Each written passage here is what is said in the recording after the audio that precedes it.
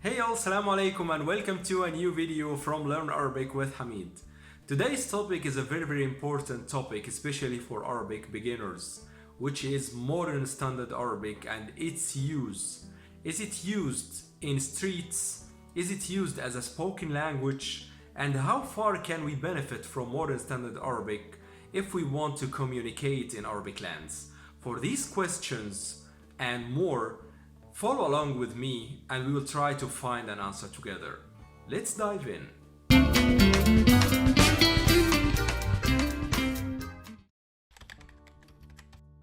So for this important topic, let's start by saying that the Arabic language is a very versatile language. And when you start to learn Arabic, you need to know that there are different variations. You can learn, for example, modern standard Arabic, or you can learn classical Arabic, or you can learn a dialect. That's based on your preference and how far do you think the language will work for you in various situations. For example, some people will learn the language in order to study the Holy Quran for religious reasons. And in this regard, I would say that classical Arabic and modern standard Arabic will be really a good preference for them, because if you see that learning the religious texts, the Quran and so on, it's very important to focus on the structure of the modern standard Arabic and, more importantly, the classical Arabic, which is the language of the Quran. On the other hand, if you want to communicate, for example, and you want to just talk and to hear people who are the natives, usually the dialects will give you more direct confrontation with the language, because they use some expressions that may be really different from the modern standard Arabic. So you may focus on learning a dialect. But take care that learning a dialect without building a foundation in modern standard Arabic is really dangerous. Why am I saying this? Because it's dangerous because you have no roots. You have no solid ground to stand on. If you are learning just a dialect without knowing even a simple idea about modern standard Arabic, it will just hearing some phrases that you are just mimicking or just telling without deep understanding, and this can make the learning process quite tedious. Is it impossible? I don't say this. It might work and it can work, but I would say if you have the foundation, you are basically building on this foundation, and the progress, I would say, would be much faster and also much wiser.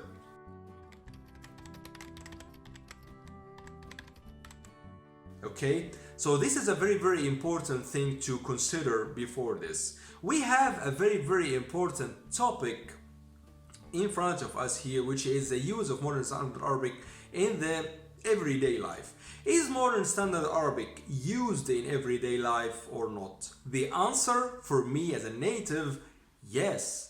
It's used in everyday situation. Who said that modern standard Arabic is just for books or just for the newspaper or the written material? No, you will confront it in everyday life. How is this? You can confront it if you are watching the TV and you have, for example, a religious talk or a religious event. In this religious event, usually the talk will be in modern standard Arabic. It will not be in the dialect. You will find some people say it in the dialect, but most of the time the use of Islam, for example, the religious talk about Islam, as an example, the modern standard Arabic is used in the talking a lot, because it relates and it's in harmony with the language of the Quran and Hadith and all this, and usually you will hear the religious figures talk in modern standard Arabic. Okay. Also in Christianity, if you are in Egypt, for example, and you hear the religious figures in Christianity, you will hear most of the time modern standard Arabic, not the dialects. It's more, let us say, an advanced language. It has specific advanced level that is more sweet to the ear and more high esteemed as compared to the dialects. Okay, so if you are listening to religious events. Another thing, if you are listening to politics, of course you will hear modern standard Arabic.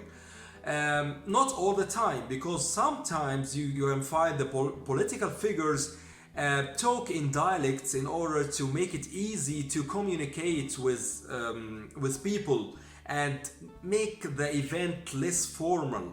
But at some point you need to have modern standard Arabic in order to define the formality of the situation, and it's very important to know modern standard Arabic in order to cope with this. If you are listening to the news, it's also modern standard Arabic. The news is in Egyptian, in Egypt for example, in Arabic lands, is in modern standard Arabic. It's said in modern standard Arabic, not in dialects, and it's understood by people all over the region because it's in modern standard Arabic. So the news mainly is in modern standard Arabic, and you need to develop fluency, or not fluency, let us say understanding of modern standard Arabic in order to cope with the news, listening and also reading, because the newspapers are written in modern standard Arabic. The books are written in modern standard Arabic. You will not find a newspaper written in dialect. You may find some books written in dialect, but very low percentages. Most of the books will be written in modern standard Arabic. So you need to have understanding and knowledge of modern standard Arabic in order to cope with the news, to listen to the news, to read books and to read the newspaper. And also if you, for example, if you watch television and watch writers and authors and all these are talking, usually they are talking in modern standard Arabic in many of the important events because it's more sophisticated, okay? So this is very important. This means that in modern standard Arabic, the written language is in modern standard Arabic, and also you hear the important events, the formal events, the religious events, political events, mostly, let us say mostly, they are in modern standard Arabic. Now let's move to another important point, which is communication. If you want to communicate in Arabic lands, which is more efficient, to use a dialect or use modern standard Arabic? Let's divide it. If we want, for example, for us as natives, if we want to communicate with each other in Egypt, for example, so I communicate with Egyptians, I communicate in dialect, okay? If another person in Morocco communicates with fellow Moroccans, he will communicate, or she will communicate in dialect, in the same dialect. And it's the same for everybody around the world. So the communication between us natives in the same country, or the same region, not country, the same region, is in dialect, in our dialect, shared dialect. But let us see, if I'm as an Egyptian from Cairo and I want to communicate with somebody from Upper Egypt, from Aswan or from Noba, so the Nubians, I will not understand their language. They will talk in their dialect or in Nubian, and I will not understand. They are still in Egypt, but I will not understand. What I will do, I will try to talk more into modern standard Arabic, and if they have understanding, most of the time they will have basic understanding of modern standard Arabic, they will be able to communicate with me. If I want to communicate with somebody, so okay, this is in Egypt, somebody who is in another Arabic language, Arabic country, in Lebanon, for example, he will talk in Lebanese. I will understand some Lebanese, some, for example, or some Syrian, because Levantine Arabic is very similar, or not similar, but has many aspects to share with the Egyptian Arabic. So I can understand most of the words, or 50-60% of the words, and they will understand Egyptian as well, because Egyptian is really widely understood in the Arabic region. So, but if we have stuck, we will use modern standard Arabic. If we go further and I meet somebody from Morocco, here it's more difficult. The dialect in Morocco is completely different from the dialect in Egypt. We will have, unless he knows Egyptian from the media, like many of the Arabic countries, Unless he knows this, I will have to talk in modern standard Arabic. And otherwise, if he doesn't know Egyptian, I will, and I don't know Moroccan, it's difficult for me, for example, or Algerian, or from Kuwait or so, I will speak in modern standard Arabic, and the understanding will be much better. It will be mutual. It will be easier for me and him, or me and her, to understand that we understand each other if we are talking in modern standard Arabic. So this is for us as natives, okay? Let's move to another perspective, which is if we want to talk, this is a tourist perspective. If you are a tourist and you want to talk in an Arabic land, which dialect will you use, or which form of the language will you use? You will use modern standard Arabic or the dialect of the region? I would say you will use modern standard Arabic at first. Why? Because modern standard Arabic, it will be more safer for you to be understood, okay? Other than this, if you develop some fluency or you want to go further with communication, go further. This is very, very important. So communicate more effectively with all types of people, okay? And want to dig further, then go for dialect. Then you can communicate with everybody in the country. But take care, going deep means it's harder.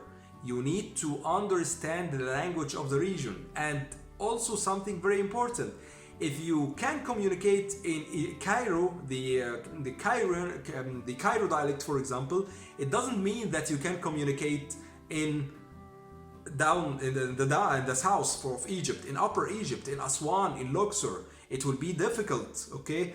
If they talk with you, you cannot understand them if they speak their own dialect.